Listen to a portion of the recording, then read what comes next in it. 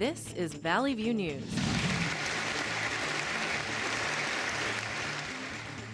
Candidates running for Los Angeles mayor came to CSUN for a debate. Thousands of people are recovering from the meteor that hit Russia. Welcome to Valley View News. I'm Bridget Johnson. And I'm Haley Skeen. Authorities have not yet decided who will get the $1 million reward in the Christopher Dorner case. The reward will not be distributed until the investigation is complete. Dorner died near a Big Bear after a shootout with sheriff's deputies. Dorner had earlier tied up a couple in their home and then stole a ranger's truck. One member of the couple and the ranger called 911, which raises the question of whether they are entitled each to the reward. First of all, only one person in that couple called 911, and yes, I would be fine splitting the reward 2 ways with that person that made that call. Helter Break says that his call put an end to the manhunt, and he says that he wants the money. Hundreds of people marched on Los Angeles City Hall to protest a Canadian pipeline that could bring oil into the U.S. The demonstration against the Keystone XL pipeline was led by environmentalists and included Representative Henry Waxman and L.A. Councilman Jose Huizar. A coalition of 90 groups organized this earlier march on the White House. Organizers say other recent protests and arrests add up to the largest green civil disobedience campaign in a generation. Supporters of the pipeline say that it would create jobs and strengthen U.S. energy independence. The protesters say rejecting the pipeline will help reduce fossil fuel use and slow climate change.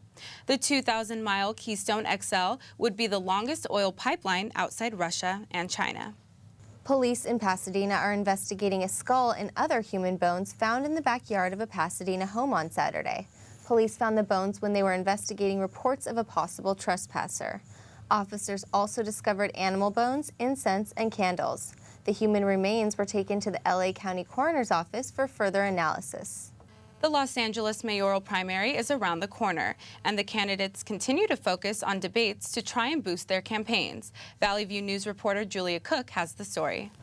The forum was held here on the Cal State Northridge campus. I went out and spoke to the candidates as well as the public about the upcoming elections. I would be honored to be your next mayor. And I ask for your vote today. To be your mayor.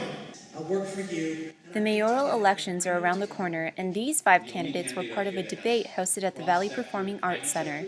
Each talked about the issues they intend to focus on if elected. Certainly our biggest obstacle in Los Angeles is getting our economy moving. I mean, in the center of Los Angeles, in my district, we've actually added jobs, new businesses in the midst of a recession. I want to bring that leadership to all of Los Angeles. Garcetti's focus includes job creation, education, and building stronger neighborhoods. I'm going to be the job czar every single day as mayor of Los Angeles and make sure that not only do we retain our jobs that are here, but we recruit jobs to be here in the city of LA. Gruel's focus includes job creation, cutting unnecessary government spending, and fixing the streets of Los Angeles. And the budget is a huge obstacle, obviously, and a culture in City Hall that doesn't listen to the public. James's focus includes job creation, pension reform, and addressing homelessness. The first obstacle is to solve our structural deficit. The second obstacle is to bring our employees back to the table. Perry's focus includes job creation, education, and public safety. My number 1 priority for the long term is education and training, focusing on more education and recreational outlets for our young people, but also for older folks. Playtez's focus includes education, public safety, and solving the financial crisis. Forum attendees came together and networked with each other as well as the candidates and shared what they felt were important issues that should be addressed. I want them to focus on education, really education, the business, small businesses, because I'm with the Panorama Neighborhood Council as well, and our taxes, our economy right now, and also the housing community. I think about the most vulnerable people in the city that we need to serve. The elderly, the homeless, children, and so, and then there's, business issues. The debate was one of the many leading up to the March 5th primary that may or may not determine a winner. That will only happen if one of the candidates gets a majority of the vote. If this does not happen, there will be a runoff between the top 2 vote-getters on May 21st. A former Orange County lawyer has been arrested on suspicion of the 2006 murder of his ex-wife. Lonnie Cocontes is suspected of killing Mickey Kanisaki while the two cruised together along the Italian coast. Cocontes is accused of strangling Kanesaki and then throwing her body overboard. The FBI says Cocontes attempted to transfer $1 million into bank accounts owned by himself and his new wife. One woman experienced a tearful reunion after being stranded for several days on a cruise ship without electricity and in very unsanitary conditions. It's been a rough one, but oh my God, it's so good to be over now. I don't know. Carnival Triumph caught fire when a fuel oil return line experienced a leak and then was sprayed onto a hot surface. Over 4,000 passengers and crew members aboard the ship were left without ample food or running water for 5 days. Cardinals could meet sooner than expected to elect the next pope of the Catholic Church. The meeting could start before March 15th if all 117 cardinals are in Rome to begin the process of looking for a new leader. In one of his final messages from the Apostolic Palace, Pope Benedict said to pray for him and the next pope. Cardinals may consider the developing world to elect the next pope because a majority of Catholics live in those nations. The Pope's sudden decision to resign shocked many people throughout the world. He intends to step down at the end of the month. People are still recovering from a meteor that injured 1,000 people as it exploded over central Russia. The meteor hit at 9:20 a.m. local time and left over 3,000 buildings damaged. Officials say kindergartens, schools, and hospitals were among the facilities that were most affected. About 20,000 emergency workers were mobilized. The Russian Space Agency says scientists believed one meteor had entered the atmosphere, where it burned and disintegrated into fragments. Cal State Northridge professor says incidents like these occur every day. Yeah, in Russia, this thing hit, but this is a common phenomenon. It actually happens all the time because, the United States is a big country, means the big landmass. So the probability of hitting something is there. The resulting pieces are believed to be scattered across the regions of Russia. The body of Russian lawmaker Mikhail Pakhomov was discovered in a barrel of cement near Moscow. 36-year-old Pakhomov belonged to President Putin's United Russia Party. Investigators say the father of 2 children was kidnapped on February 12th. His death is still under investigation. Venezuelan President Hugo Chavez has returned to Caracas from Cuba, where he was treated for cancer. Chavez went to Cuba after being diagnosed with cancer in 2011. He has undergone 4 surgeries, including one he just had while in Cuba. Officials say Chavez has a device in his throat in order to breathe. The type of cancer he has been diagnosed with has not been revealed. Chavez was re-elected for a 4th presidential term, but was unable to take the oath due to his medical condition. Coming up next, the death of a sports legend. Gas prices continue to rise, and an Olympian is facing murder charges.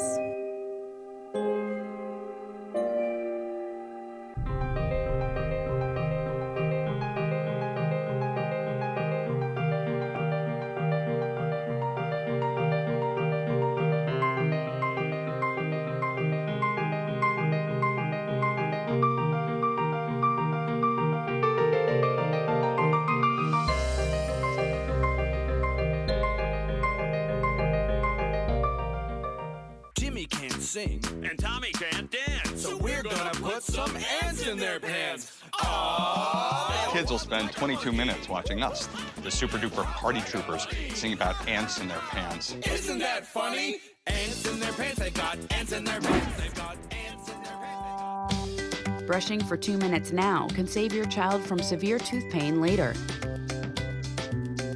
2 minutes, twice a day. They have the time. It's no secret there is a car culture in Los Angeles that defines the city as much as palm trees and warm weather. And many of us see the results every day, rush hour and gridlock. So is there a solution that will finally solve the traffic problems altogether? Reporter Jonathan Gonzalez found out it's all up to the people behind the wheel. If you live in Los Angeles, you're never far from a freeway, but it's the freeway that often makes your destination seem that much farther. You just never know how long it's going to take you. It could take 20 minutes on one day, and it could take you an hour and a half on another day. It's a 20-mile drive. It should take me 20 minutes. And a recent report from the Texas A&M Traffic Institute only confirms what Angelenos already know. You could be flowing right along, and then just breakdown. I mean, it's just amazing. LA officially ranks second highest on the list behind Washington, D.C. of most traffic congested cities in the nation, meaning the average rush hour driver spends 61 hours a year stuck in traffic, costing them more than $1,300. Something definitely needs to be done. One thing's for sure, the best way to beat traffic in Los Angeles is up in the air, which is where KTLA Sky 5 pilot reporter Tim Lynn gets his unique views on the traffic. I can tell you that flying Sky 5 is much safer than driving to work every day. You see from the air as you're flying along, you can actually see the freeway slow down for absolutely no reason. It's just a matter of people. Too many cars, not enough roads. So with all of the merging and jams and SIG alerts, can anything really be done to end LA traffic for good? It really depends on how the public goes about finding a way to get around town. Caltrans spokesman Patrick Chandler. There's some pretty good options where people are probably driving on the freeways, stuck on the freeways, whereas there's another option, and there goes a Metrolink right past them. There goes the Gold Line, there goes the Silver Line bus.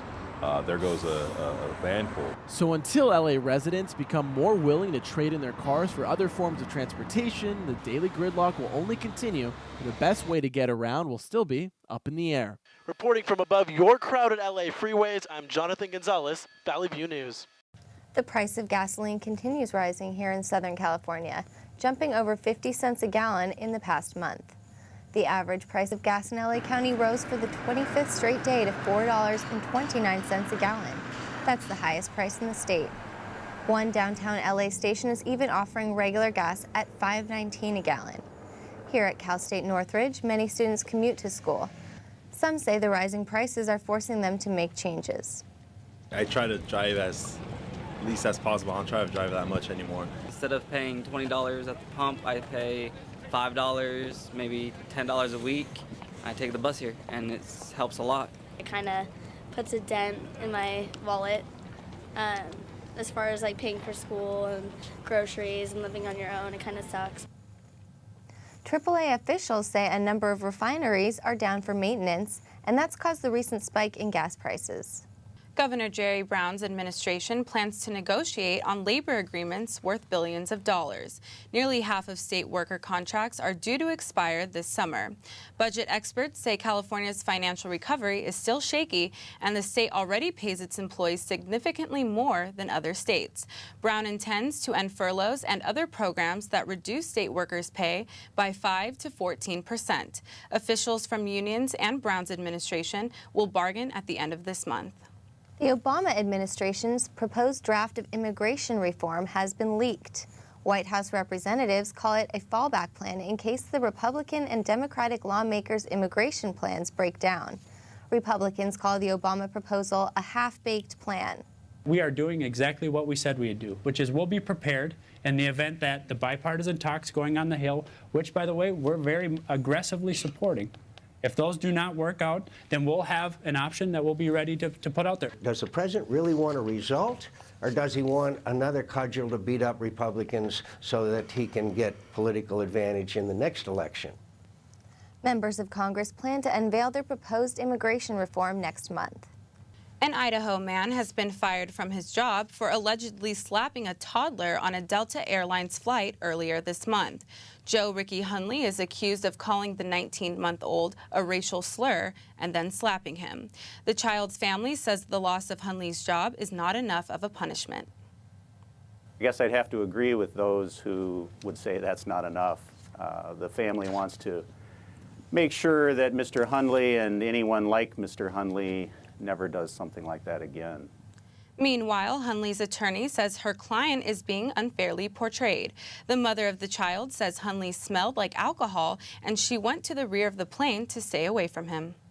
Olympian Oscar Pistorius has lost deals with Nike and Oakley after being charged in the murder of his model girlfriend, Reva Steenkamp. Current record holder Usain Bolt says that this is not the man he once ran with. When I heard, I was like, what? Who? As in the amputee, the guy who ran the 400 meters? I was asking all kind of questions because this can't be the same guy that I've seen that I know. The South African athlete will appear in court for a bail hearing. Oakley is suspending its contract with the runner, and Nike has no plans to use Pistorius in future campaigns. Some sad news today in the sports world. Longtime Lakers owner and Basketball Hall of Famer Jerry Buss has died. He was 80 years old. Buss died at Cedars-Sinai Medical Center in Los Angeles, where he was hospitalized for cancer. His assistant Bob Steiner said his immediate cause of death was kidney failure. An innovative businessman, Buss was never afraid to spend a lot of money to win championships, though he never had a big personal fortune. Dr. Buss, as he was known to many, bought the Lakers in 1979, and the team won 10 championships under his ownership. He was inducted into the Basketball Hall of Fame in 2010. With more on Buss's accomplishments and how a couple of his Lakers did in the NBA All-Star Game, here's Jonathan Gonzalez with sports. You know, Bridget, Jerry Buss wasn't a typical team owner. He was the Lakers' biggest fan, and he made it known. Like we mentioned earlier, what set him apart from most modern owners was that he didn't care about making money as much as he cared about seeing his team do one thing, that was win. He helped the Lakers win a lot. Count them, 10 championships and 16 trips to the NBA Finals, 33 years of ownership. But Buss also helped the NBA win as a league. He brought Showtime basketball to the masses in the 1980s, helping elevate the game to unprecedented popularity, and that's what Buss was all about. He succeeded in making basketball glamorous, from the Laker girls to Jack Nicholson. Going to a Laker game meant and still means you're going to get a show. At the turn of the century, it was the unstoppable duo of Shaquille O'Neal and Kobe Bryant that won Buss 3 straight titles, and even in the 90s, when the Lakers failed to produce any championships for Buss, teams were still competitive, only missing the playoffs twice during his reign. Whether it was Magic and Kareem, Shaq and Kobe, or even Jerry West and Mitch Kupchak behind the scenes, Buss was the only constant throughout his years at the helm. He defined Southern California with his relaxed personality. His death marks the end of an era for sure. Dr. Buss, we're sure going to miss you.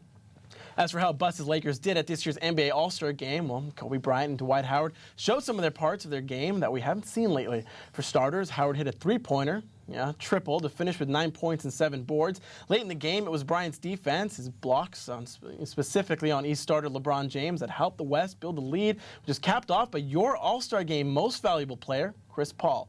He hit the game-defining fadeaway over Joakim Noah to seal the contest. The point guard became the first Clipper in All-Star Game history to be named MVP. He finished with 20 points, 4 steals, and 15 assists. Now, you got to check this out. One lap, 196 miles an hour. That is what earned Danica Patrick the chance to lead the boys at Daytona 500, becoming the first woman in NASCAR history to take the pole. The 30-year-old beat out 44 other drivers, including boyfriend Ricky Stenhouse Jr. I'm sure he's pretty upset. He's starting in the 24th spot. Patrick is hoping she'll do better than last time she grabbed the pole, which came last year at Daytona, the Nationwide Series. She finished 38th in that race. Patrick isn't shying away from the gender barriers. She's slowly breaking down. She says she's glad people are starting to talk about it. I love that to go beyond racing it in general. I mean, just to kind of break gender barriers, I feel that one of the coolest things is to be able to think that parents and their kids are having that conversation at home about it. And to, I've heard stories about a kid, whether a boy or a girl, saying, but mommy, daddy, that's a girl that's out there racing. And then they can have that conversation to say, you can do anything you want to do, and gender doesn't matter. Your passion is what matters. And that's cool. That is very cool. Now to hockey, where the Kings just can't seem to muster up any of the magic they had from their incredible Stanley Cup run. They went down fast against the Chicago Blackhawks on the road in the Windy City. 6-minute mark in the first, Blackhawks' Brent Seabrook scores from 20 feet out to go up 1-0. 4 minutes later, it's your 2010 NHL playoff MVP, Jonathan Toews, who adds another, but down 3-0 in the final frame. Kings center Mike Richards does his best to keep it close. He scored 2 goals to cut the lead to 1, but even with a 2-man advantage in the final minute, the Kings just couldn't tie the game up as the Blackhawks went on to win 3-2. Kings fall to a record of 5-6-2. Interesting fact, Jerry Buss actually bought the Kings at the same time he bought the Lakers. Both teams wore purple and gold when he sold the Kings in 1987, traded the purple and gold for black and silver. Jerry's impact obviously felt in many sports here in Los Angeles. Back to you guys. Thanks, Jonathan. After the break, we'll learn more about singer Mindy McCready's alleged suicide, why Facebook is sparking surprise among many taxpayers, and whose jacket is selling for nearly $600,000. Stay tuned.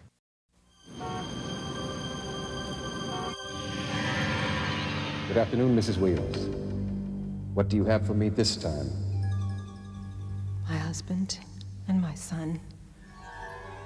That will do nicely. What will you bring me next time? My life. It never ceases to amaze me what people will give up for a drink.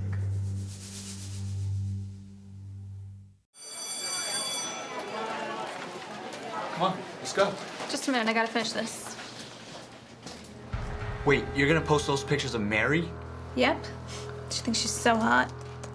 But her mom and dad will see them. Her grandmother, her little sister, everyone she knows, it's gonna kill her. Who cares? Just a couple of pictures. It's no big deal. No big deal? Don't. This has gotta stop. Oh, those boys are much too much.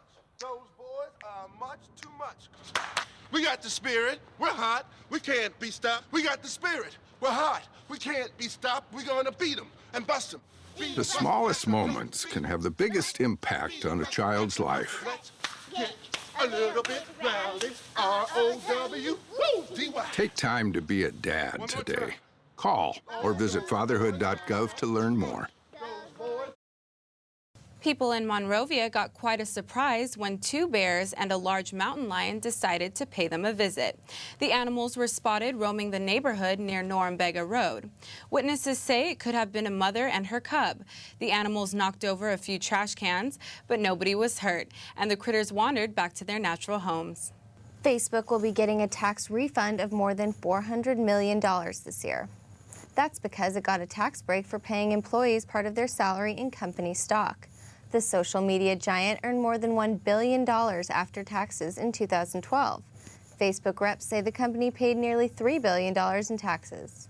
Best Buy will make its holiday price matching program a permanent year-round policy. The retailer will match the price if shoppers find a lower price on an identical product at a competitor's store. Best Buy wants to fend off online rivals that compete on price. So the company will match prices starting on March 3rd. However, Best Buy will shorten its return policy from 30 days to 15 days. Health officials are urging the Food and Drug Administration to reduce the amount of artificial sweeteners in soda. The Center for Science and the Public Interest said the FDA pledged more than 20 years ago to reassess the safety of the sweeteners. The center says research proves the sweeteners are a health hazard, so the FDA is obligated to act. A spokeswoman for the FDA said it had received the complaint and would reply. It did not say when. JFK's Air Force One bomber jacket has been sold for more than $250,000. A brown leather jacket with a presidential seal sold at auction for $629,000. Kennedy's jacket far exceeded pre-auction estimates of selling for $20,000 to $40,000. Kennedy's assistant discovered the jacket and hundreds of JFK's memorabilia while preparing to sell the family's home. Samsung Electronics is launching a major expansion into Silicon Valley. The South Korean tech giant is hoping to dominate the world's smartphone market. Samsung and Apple have been in a battle competing for the same innovations and investments. A Samsung research and development lab is also planned for San Jose, California.